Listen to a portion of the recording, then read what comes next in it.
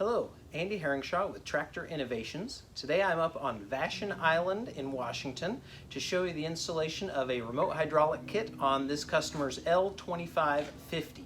Now this is one of the older tractors from the 1980s that does not have the quick couplers and some of the things of the newer tractors, so I'll show you the extra steps necessary to integrate this remote hydraulic kit into the hoses here. Not a hard installation, but just a couple extra steps. This kit comes complete with the valve and hoses all made up, a hardware bag including the male tips that will allow you to plug something into the rear of your tractor. This kit comes with a bracket so that you don't have to drill on your tractor at all. The mounting hardware, I've got my couple of wrenches ready to go, and you will need a little bit of thread seal tape. We're going to be adding a hydraulic top link to this tractor. Here's one of the larger models I sell. This one you can often find commercially. It's actually too large for this tractor. It can only retract to about 22 inches long, and that is too long for this tractor. So we're going to be putting on this 8-inch travel model that shrinks down to 18 inches. Now you cannot find these commercially. I sell them on my website because I cut and weld these cylinders specifically to be hydraulic top links for these smaller tractors. So check that out in the link below. Tractor Innovations is my website. Please also like and subscribe so other people can easily find this video and get more out of their tractors. Let me walk you through the steps of installing remote hydraulics on this older Kubota. First thing to do is install this bracket onto these two bolts on your loader valve. So we're simply going to loosen these bolts.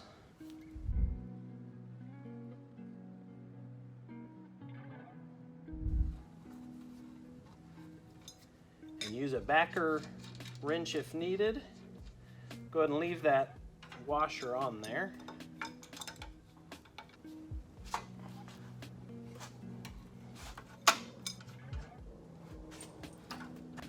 Get it through those bolt holes and put those nuts right back on. And tighten with a wrench.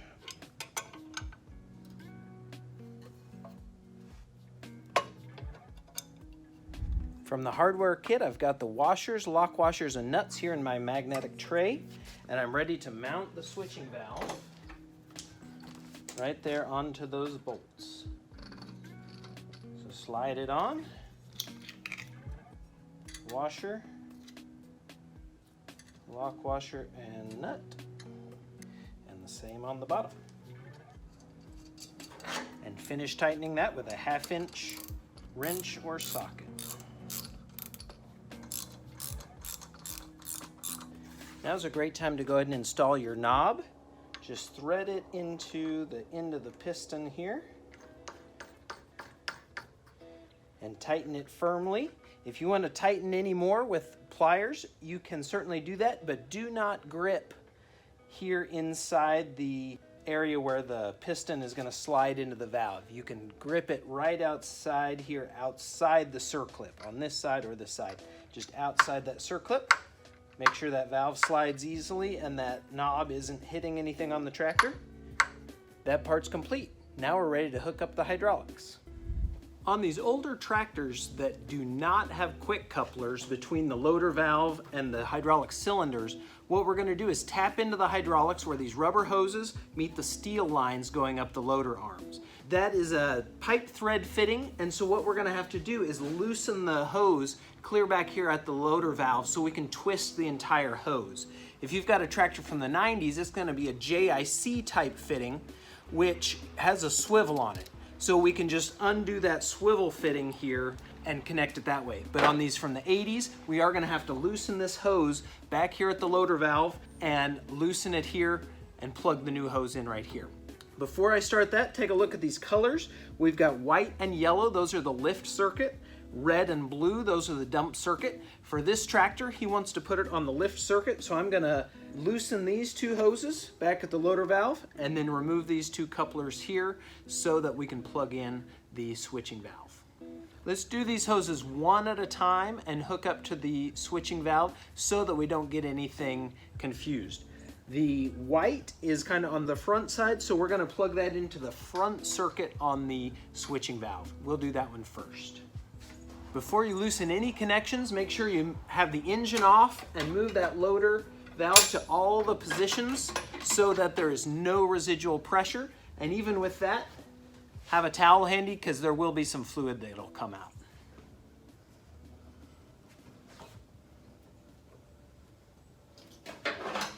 I've got the white hose loosened from the loader side. That takes a 7/8 inch wrench to loosen it. And now I'm going to unscrew that here from the loader cylinder side.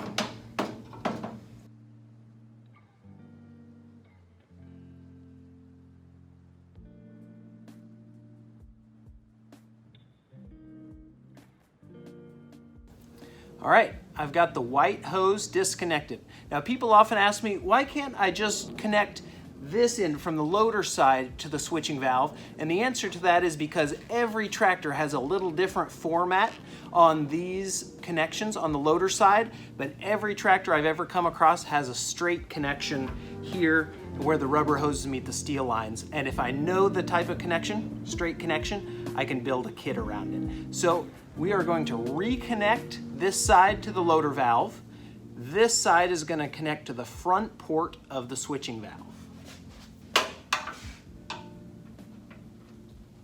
As you reconnect the hoses, take a look here. This is the original orientation.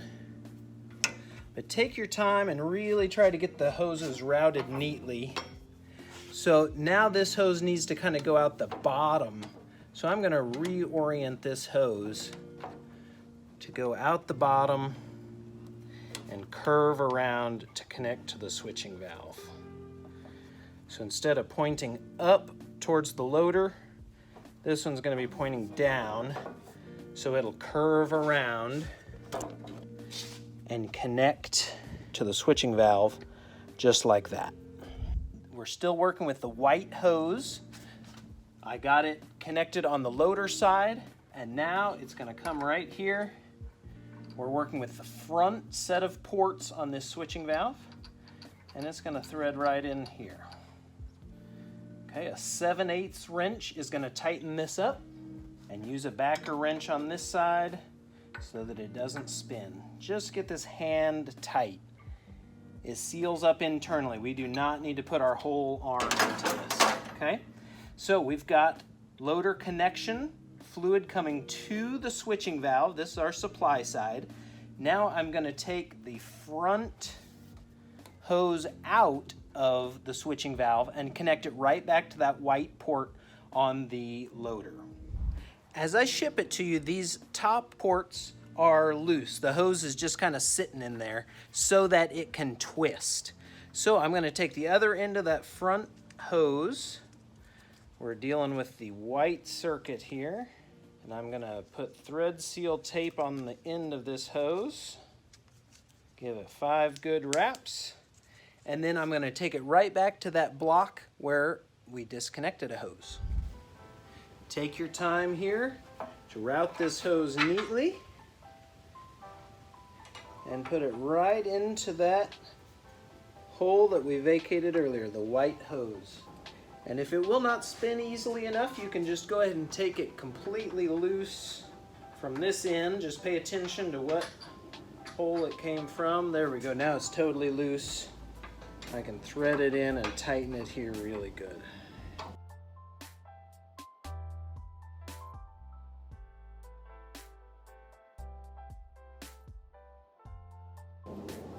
Okay, it's tight here.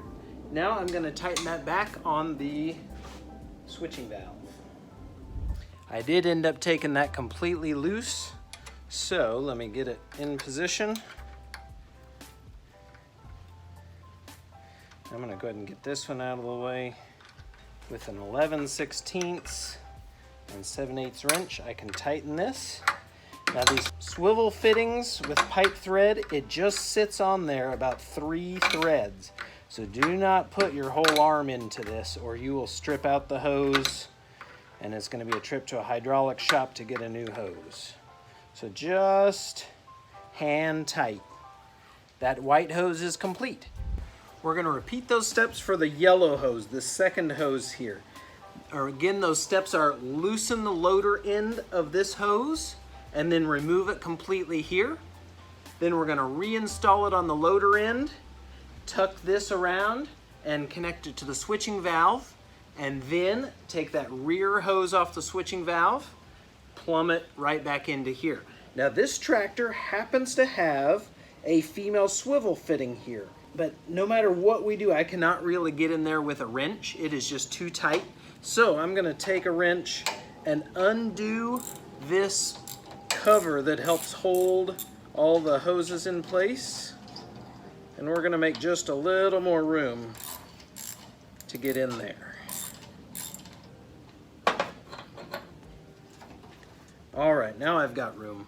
So I'm gonna undo this female swivel fitting, take out this nipple, and then those are gonna go together to the switching valve. The beauty of that is, since it has a swivel in there, I don't need to disconnect it from the loader end.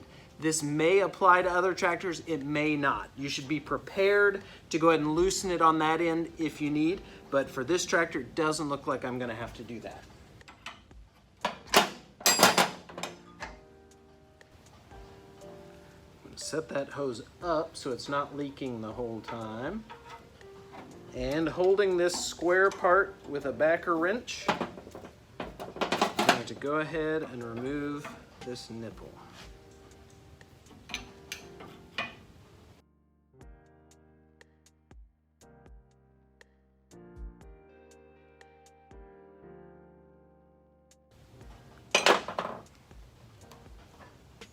Since I'm right here, I'm going to go ahead and put on my thread seal tape and install the hose that will come back here.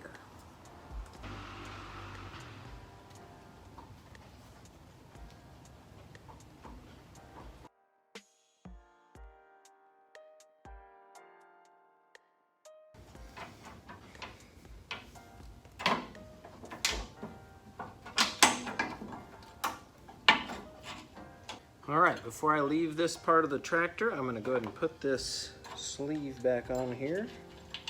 This mount.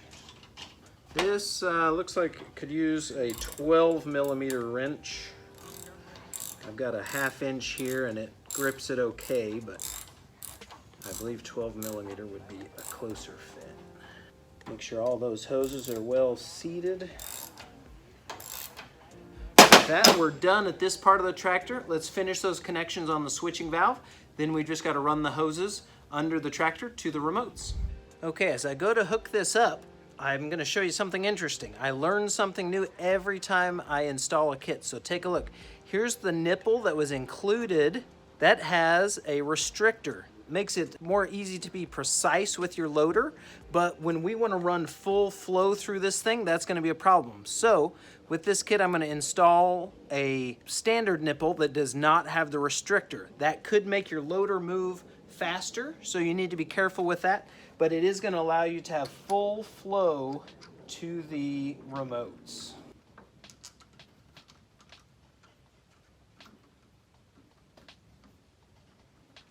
So I'm going to install this on the hose side first so that I'm not fighting in here with a wrench. Let's get this tightened on.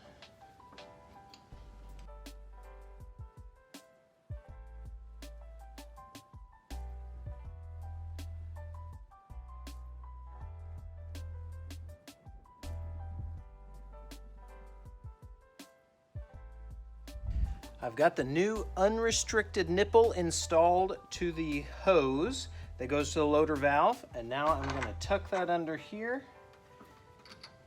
and attach it to the switching valve.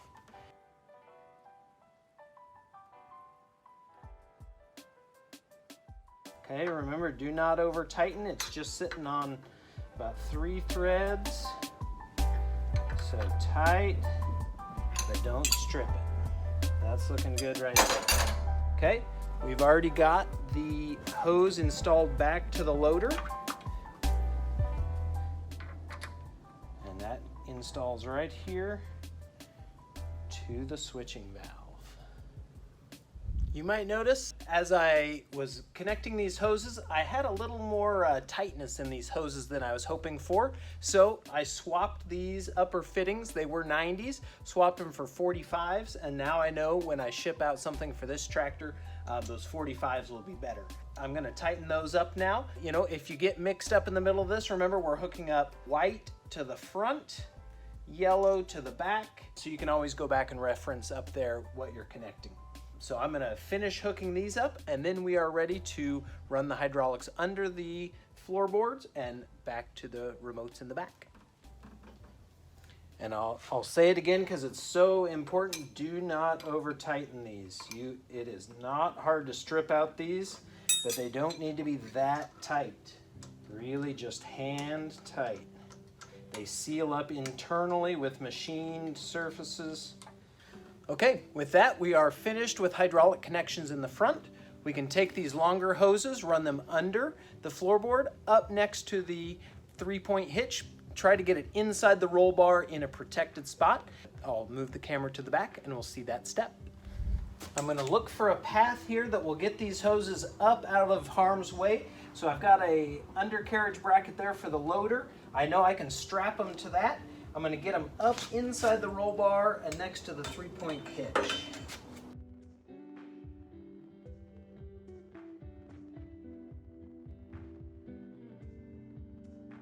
All right, I'm gonna get those tucked in, and I'm gonna go ahead and zip tie those in there out of the way. You can see the gas pedal here, the throttle, so I wanna be out of the way of that.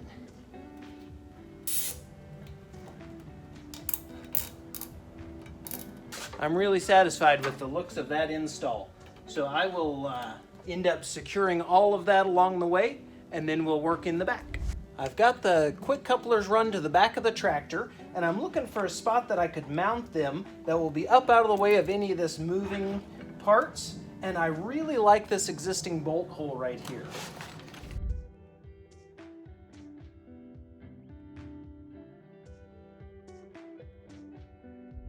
You've got your package of your mounting hardware, so let me go ahead and pull this straight bar out of here. The way this mounts is this bar has a single hole end and a double hole end. The double hole end will actually hold the quick couplers in this double W-shaped bracket. The single end mounts to the tractor. So we're going to use that existing hole, and I've got my hardware, a bolt, lock washer, and washer there. I'm going to go ahead and install this mounting bar. Okay, with a 1/2-inch wrench and socket, I'm going to go ahead and tighten this up. All right, that's going to be a nice solid spot for these quick couplers to be mounted. The next step is to assemble this W bracket.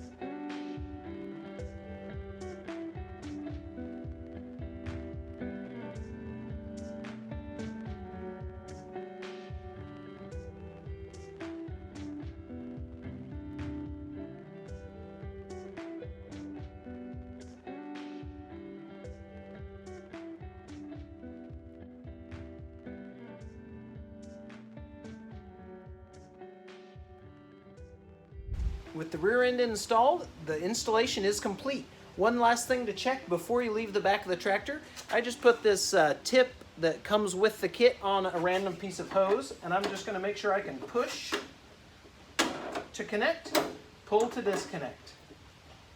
Both of them should work just that easy. If you have an implement that's hard to connect, check first thing, you should be able to push that ball in with your thumb on the tractor and the implement. If you can't, that means you've got some pressure in the hose and you're not going to be able to connect them.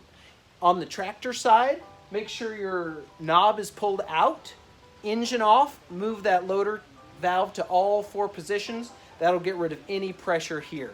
If you've got an implement that's got some pressure in it, if it's a lift mechanism, use the tractor, lift it up and set it on a block of wood. Something that can create pressure in your hydraulic system is if a hose sits out in the sun. If it's a closed system, that can create pressure. What you could do is put a cloth over here, tap it with a block of wood, and it'll depress that just enough to get the fluid to shoot out. Be very careful, that could shoot in your eye, so wear some eye protection. A cloth over that helps keep the fluid in there. That's the major problem I have on the back of these. I get calls all the time. It won't connect, probably a little bit of pressure in the hose. Stay tuned, I'll show you how this kit works. There you have it, the simplest and most affordable way to get remote hydraulics on your tractor. Today it was on a 1980s L2550, but I do these for brand new tractors and everything in between. It was on a Kubota today, but I make these for all brands: John Deere, Mahindra, Coyote, New Holland, anything that's out there, I can build a kit for you. Just send me a couple pictures of the fittings and we'll get it right for you. Check out my website below, tractorinnovations.com. Don't forget, I also have hydraulic top links and custom links that you can't find anywhere else, especially for these smaller tractors that need them to retract a little shorter than the ones you find at Tractor Supply and other places. Thank you for watching. Let me know what I can do for you. All right, let me take just a moment and show you how this kit works. With the knob pushed in, I'm going to have completely normal control of the loader. When I pull out on this knob, now I trade one of my loader functions for the rear remote. In this case, we installed it on the lift function, so now forward and back will control the hydraulic top link, and the loader will just be frozen in place. So let me start up the tractor and show you what that looks like. With the tractor running, let me show you how this kit works. I've got the knob pushed in, so I've got the normal control of the loader for lift and dump. I've got the loader up just a little bit. I pull out on this knob. You didn't see it drop because it doesn't. The switching knob just holds the load there. And now, what I would normally be doing to lift and lower the loader in and out is controlling this top link. And when I'm ready to go back to complete loader control, pop that knob in. That hydraulic top link is locked in place and isn't going anywhere. Okay? The easiest and most affordable way to get hydraulics on